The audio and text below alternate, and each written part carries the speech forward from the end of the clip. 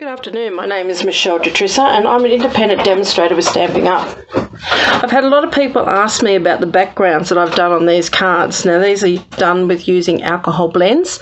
So what I thought I'd do today is a quick video just to show you how I created these. Now I'm only just learning this new technique, so there's probably a lot of things I've still got to learn, and hopefully as I learn them I will bring them to you. So both of these techniques with the alcohol markers have been done on vellum. Now I did do this one in the past, and this one was done on our window sheet. This is very different to doing it this way here. This is a completely different technique, and there is a really fantastic video out there which I'll put a link to at the bottom of this this video, YouTube video. So the one I'm doing today is this one, or these two, and that's on vellum. So let me show you what we need to do these. First off, you need a piece of vellum. You don't want to work with anything too big. We only just want to work in a fairly small area. Have some good coverage on your table, just so then we don't, because ink can spread depending on how carried away we get, which with me, I tend to get a little bit carried away. And what you need is some blends. Now these are alcohol markers, the Stampin Up blends, and you want to use your darkest, because it comes in two colours, a dark and a light. We want to use our darkest ones. They will lighten up once we use it. Start working with them. You do need some alcohol. Now the Digger's alcohol is the best one here to use. It's 99.9% alcohol. The other one that we have, which is this one, the Icicle, is only 65% alcohol, and it reacts very, very differently. Doesn't seem to want to spread. There's more water in this one. So, but what we do need is the closest to 100% that you can get, and this is what we have here in Australia is the Diggers. Now you can buy this at Big W, you can buy it at Bunnings. It's mainly used for cleaning hard surfaces like your computers, your glasses, things like that. So and what I'm going to do is I've got a little shot glass here, and I'm just going to pour a little bit into there.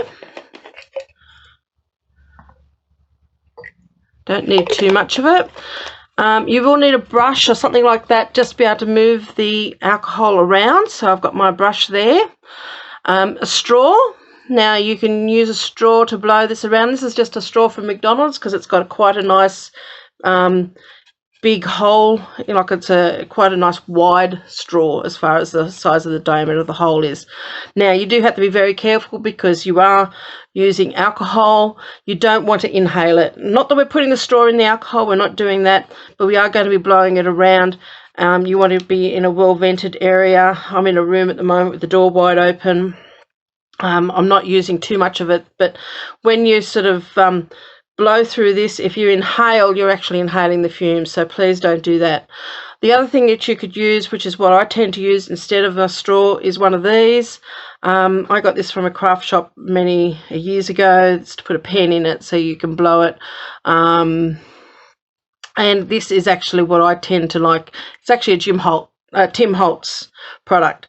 So I wish I could get that off, but anyway, I'm not going to force it off because I'm sure I'm going to use that one day. But something like this that can blow the ink around works really, really well.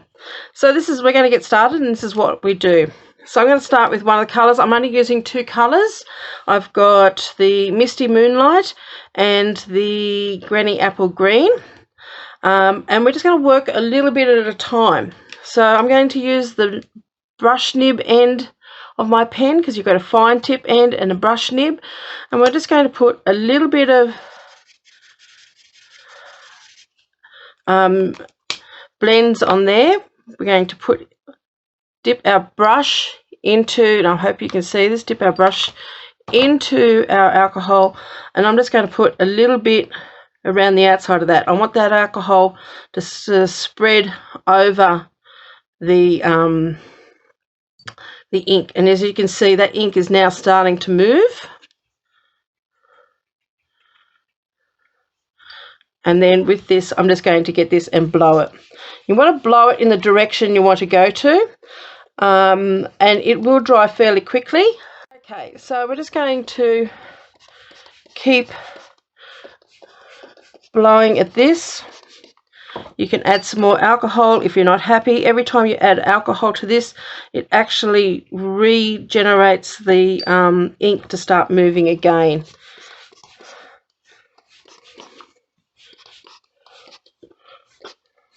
Now, depending on how you blow this to how it actually looks, if you blow it straight down like that, you're more to get like little spidery legs. If you blow it straight down, you're going to get more of a wispy look.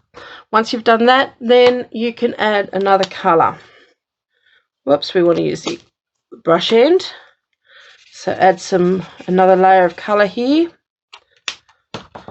And you just keep adding and working on this.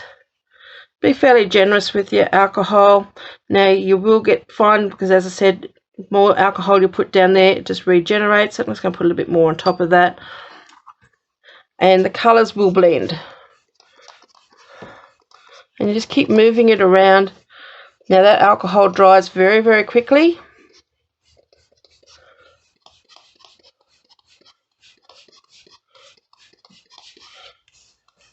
And you just keep moving it around.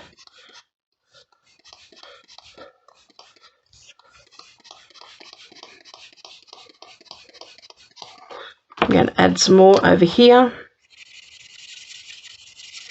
You can add as little as you want or as much as you want.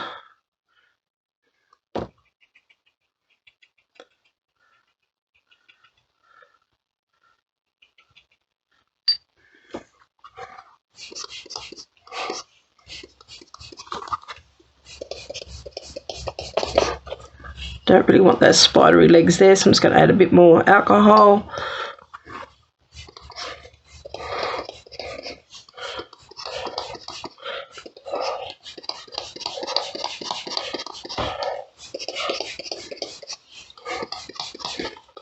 And depending on how you actually blow your ink around is how these lines and everything are going to form. Add some more blue over here, Misty Moonlight.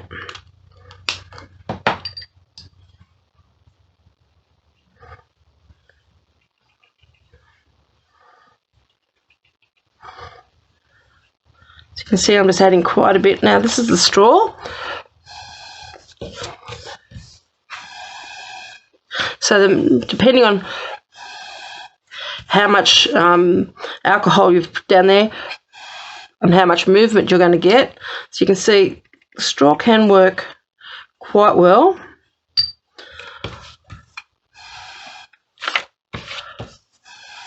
I don't probably have as much control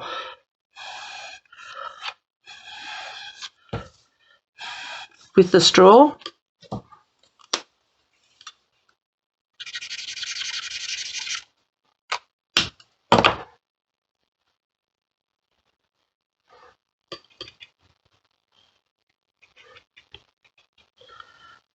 I must say at the moment this is probably one of my favourite ways of creating a background.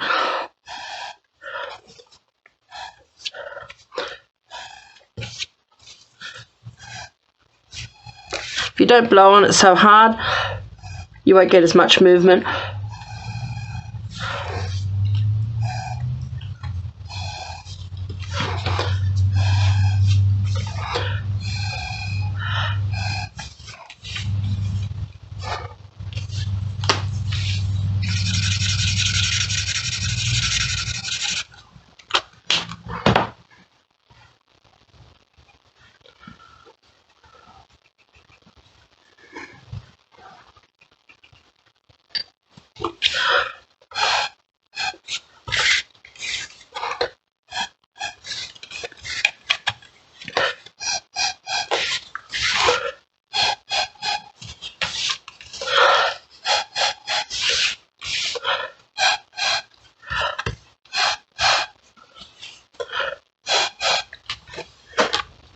So you just, if you create an area that you're not quite happy with, just pop a bit more alcohol on there.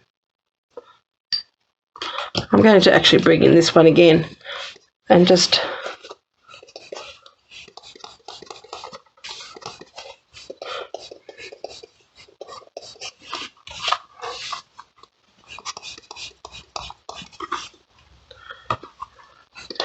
You can just keep playing until you get the desired effect that you're wanting.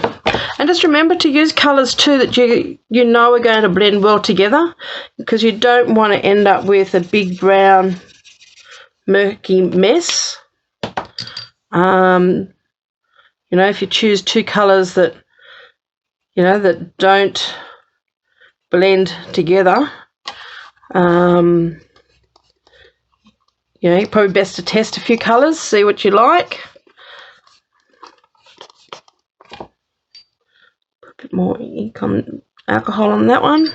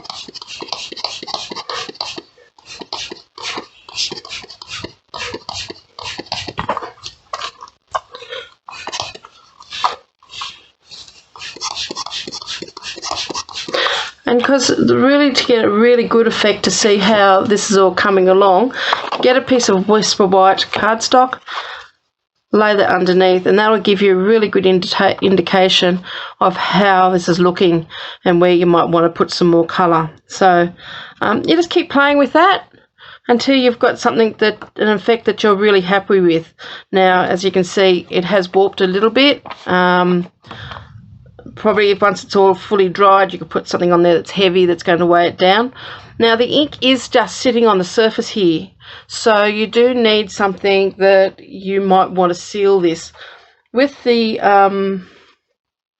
with this card, when I did this one, I've actually used the back, because I coloured the surface underneath here, and this is actually the reverse side of it, so I didn't need to put anything on there. There's no ink actually on this side of my window sheet, it's all on the other side. With these two cards, particularly this one here, because there's a lot of ink on here, the ink was all sitting on the surface, and I realised when I ran my finger across it that the ink was coming off onto my hand. Not a huge amount, but just enough to make me thought, well, I really, even though it's a card, you know, at some stage or other, it'll probably end up in the bin. But I didn't really want people to sort of feel that they were going to get this off onto them. So what I did was I had an old can. Now, it is quite an old can. I don't know how many years I've had this for. But Crystal Coat by Helmar. I'm assuming it's still around. I just gave it a really quick spray. I only needed to be a light spray. You don't need to put massive coats on it. I think we just put one coat on it very quickly one day. Just takes a few seconds.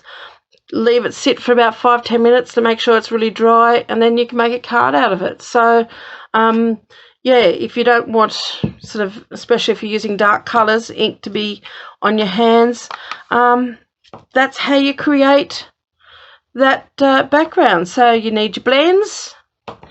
You need anything as close as you possibly can to 100% alcohol. I've noticed in America there's around about 91% alcohol. Anything 90% and up will work. And as I said, this one's 99.9%, so this is almost pure alcohol. You need something to be able to blow your ink around, whether it's something like this or something as simple as a straw will work quite well. And a piece of vellum, anything that's non-porous. So your Whisper White cardstock is no good, your watercolour paper is no good, white would be no good because they're all porous. They're just going to soak it up. Window sheet, you can probably do the same sort of technique on the back of your window sheet. As I said, the other one with the window sheet is same sort of technique, but it's actually different. With this one here, it works really, really well on vellum. So have a play, and I'd love to see what you come up with. Thanks very much. Bye for now.